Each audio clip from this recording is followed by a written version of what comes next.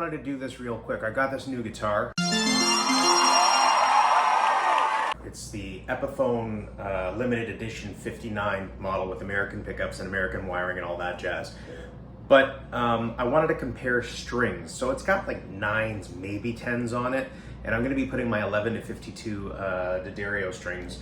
But I wanted to see what the difference in tone was gonna be. So I'm just gonna do this real quick and do a little comparison. I know there was a lot of talk with Rick Beato about liking the sound and tone of thinner strings, but for me, I always gravitate towards the sound of thicker strings. I understand how it sits in the mix, yada yada, but for me, there's just more of a mid presence there to cut through the mix. But let's see what it sounds like on this guitar. So we're on the bridge pickup.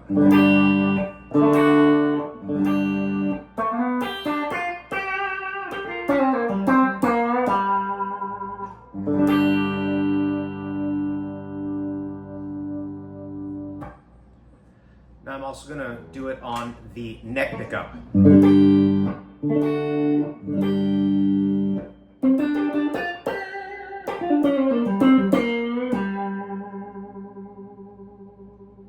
Volume and tone are up to 10. Let's go to switch the strings and we'll do the same thing. So I have restrung the guitar with 11 to 52 D'Addarios, and this is the pack right here. It's an older pack. I had a bunch lying around. So let's hear how it sounds. I haven't changed the volume or anything else. I'm curious to see what it sounds like. Let's start on the bridge pickup. I'm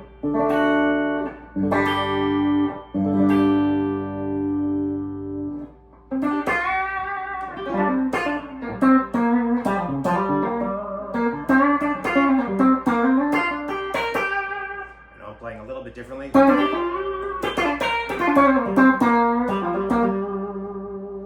Something like that.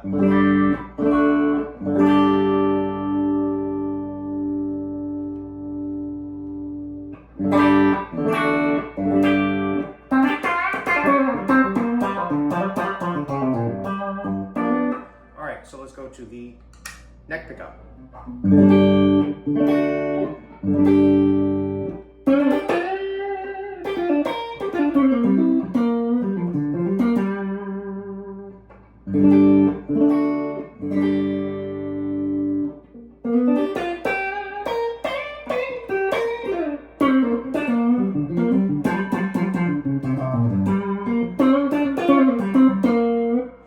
So in my ear, without comparing it, without going back and listening right now, it's lost a little bit of the top end.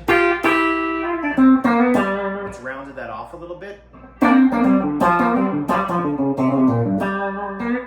given it a little bit more of a mid push.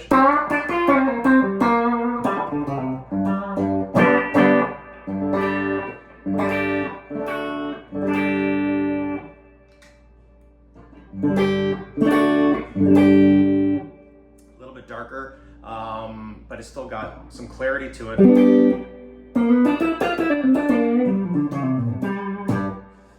don't know, I'm gonna have to compare definitely that Gibson Les Paul. It's the classic Antique Plus, I think it's called, from the early 2000s with 57 classic pickups in it, uncovered, as opposed to this one, which is the Epiphone limited edition 59 reproduction, which has got the burst bucker 2 and 3 and the 50s wiring. I did put 50s wiring in that as well, and I'll compare both of them side by side because it's an interesting comparison. I mean, this is obviously much more budget friendly, especially since I got it used.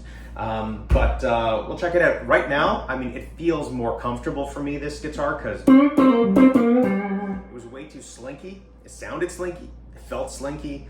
It's got more beef to it now. So I'm gonna obviously spend some time with it. I literally just got this guitar last night, haven't had any time to play it other than just a few little strums. But changing the strings definitely significantly changed the tonality of the guitar. It's got more of a mid body to it. Everything comes down to your own personal preference, right? Some people want it bright and chimey and really slinky. Other people want some resistance like me. I'm just used to playing, you know, guitars with more resistance. At one point I was playing 12s because I was into the whole Stevie thing. And I even went up to 13s at one point. And I played Josh Smith's Josh Smith's guitar, his Chapman Telly, about 12-ish years ago at NAMM. He handed it to me and I was like, what the hell is this? It felt like telephone wires after dropping down to 11s, because he plays 13s and man, that's unbelievable. But yeah, so anyway, enough talking right now. Let me know in the comments down below what your thoughts are in terms of the actual string gauge, how it changed the tonality. I also top wound the strings here, so they're coming over the saddle piece like I did on my other Les Paul. I don't know, I just, for some reason, I like the way that sounds and feels before it was strung through. That might make a difference in tonality as well, but I'm not gonna do that and then redo it again, go through tens of packs of strings just to do this. So it gives me the basic idea.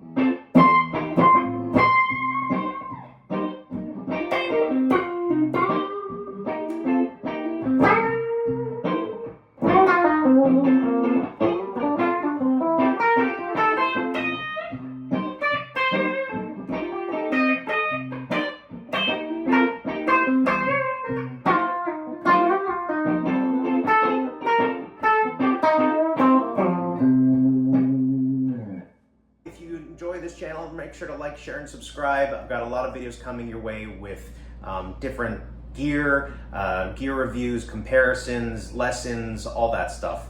So I'll see you guys on the next one. Bye.